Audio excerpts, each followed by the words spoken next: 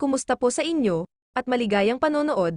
Ngayon nga ay pag-uusapan natin ang mga ordinaryong kasuotan ng mga kababaihan na nagiging extraordinaryo. Kaya mabuting mag-subscribe lamang po kayo sa aking channel para sa mas marami pang mga video gaya nito. Mag-uumpisa nga tayo sa isang mistizang babae na nakaupo habang suot-suot ang isang bulaklakin na kulay cream na blouse, habang pinartneran niya ng isang maikling short, na labis na nagpapalitaw sa matingkad na kutis nito. Sa susunod naman ay makikita natin ang isang babae na mukhang Bombay na nakaitim na t-shirt. Makikita din pagkahubad niya nito ay lilitaw ang bagay na ternong kulay dilaw na bikini niyang suot, na perpektong kasuotan ngayon sa mainit na panahon.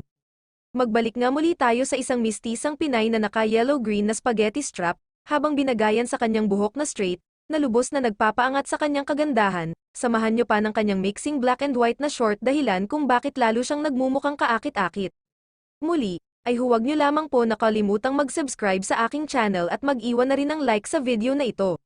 Sa susunod nga, ang idol ng maraming kalalakihan na si Francine ay binagayan ng kanyang damit na pangbahay lamang, at pwedeng-pwede pala itong maging isang kaakit-akit na damit. Ito nga ay kulay pink na sando na mahaba, na labis na nagbibigay sa kanya ng lubos na kagandahan na bumagay sa kanyang kissable lips, na pwede din palang naka-shortless. Sa sumunod nga ay tamang-tama lang ang kanyang pormahan na isang short na white habang sinamahan niya ng isang spaghetti sando na kulay brown.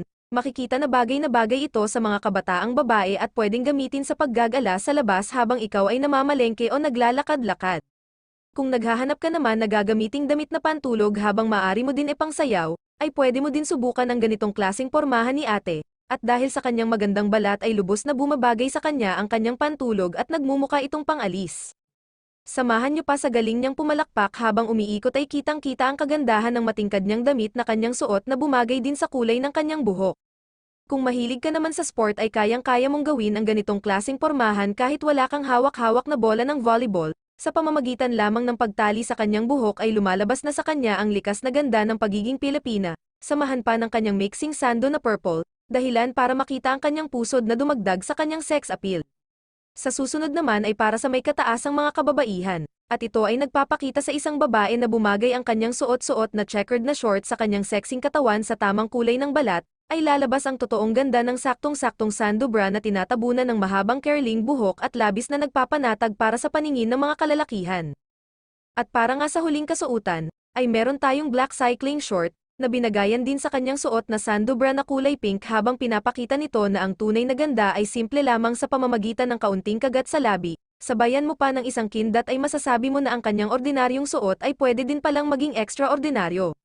Nagustuhan niyo po sana ang ating video at e-comment lamang ang damit na paborito mo. Hanggang sa muli at magkita-kita na lamang po tayo sa mga susunod pa nating mga video para may bahagi ko pa sa inyo ang aking saloobin tungkol sa iba't ibang klaseng kasuotang ordinaryo ng mga kababaihan na nagiging extraordinaryo. Maraming salamat po at palagi po kayong mag-iingat.